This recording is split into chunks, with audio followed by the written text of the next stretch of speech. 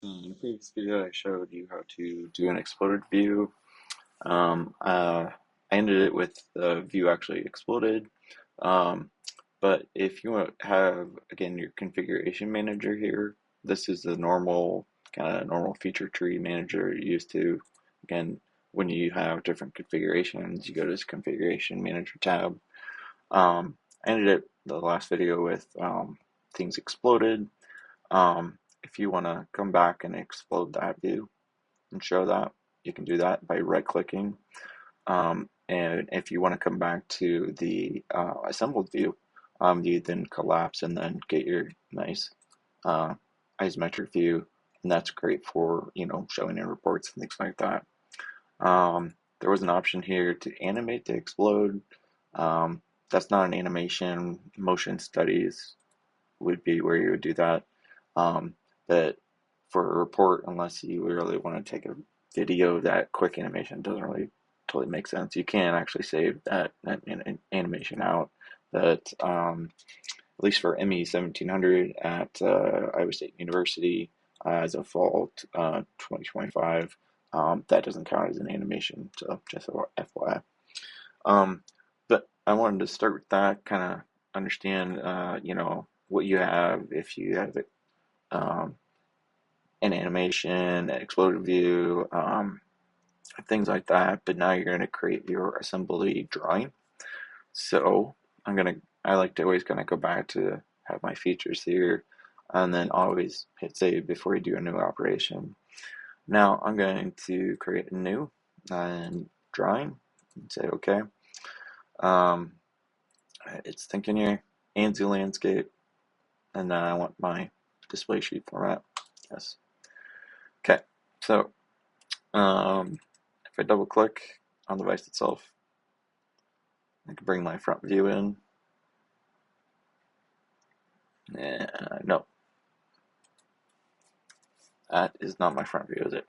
So if you make the mistake, it's actually a nice little thing to show you how to do this. Go back to basic drawing tools or assembly view, and then double click this.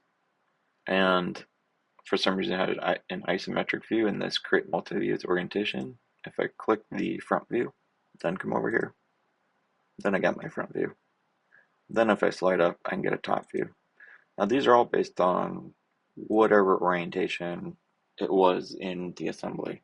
So again, with per files, you remember that when you update, I'm going to put in my isometric, and then say OK.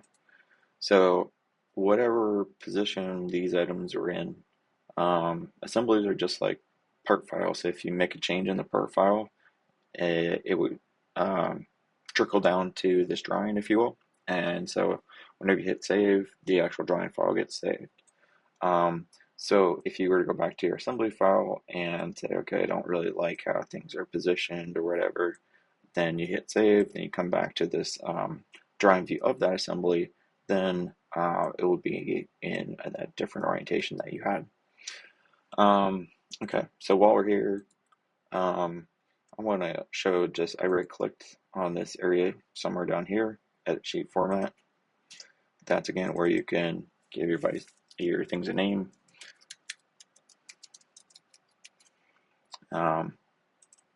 Up in this block, typically you'd have like Iowa State University, like company, or things like that. And then over here, I'm not going to do it for the sake of time, but you can go in and edit and give all of the tolerances that you have. This is one requirement for ME 1700 section. My section is section 7. Um, um, for this first project that we're doing, where you first have your first assemblies, you want to edit these values here. Again, for sake of time, you can do that for your part.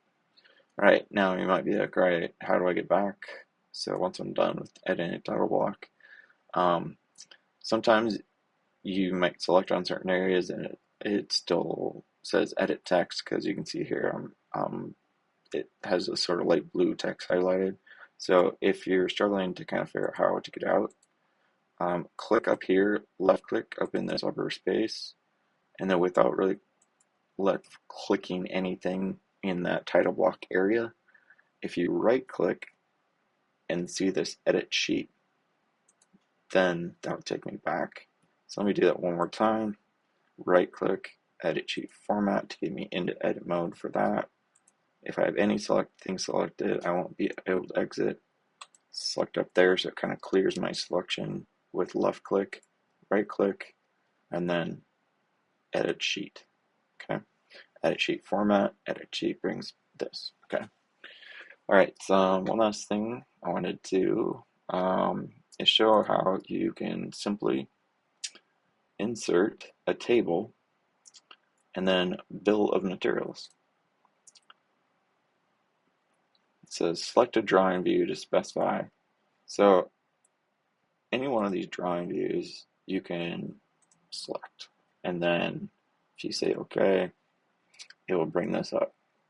Now notice it's quite large, and you can adjust this as needed. You can edit the descriptions. I'm going to break that link. The link is if there was any description that you provided in the metadata for this base part. Typically that's pretty hard to do. It's much easier to just give it a quick description here. You can do the same for the other parts. Now this is obviously not ideal. You're going to have to find a way to look at your views. Maybe you don't need any of these views. Maybe you don't need a right view. We kind of pretty much get the idea. It's up to you. But the bill of materials, we can resize, we can reposition them. I'm not going to go into that in too much detail, but that's a basic way of, we can edit some sizes here, edit size of text, things like that.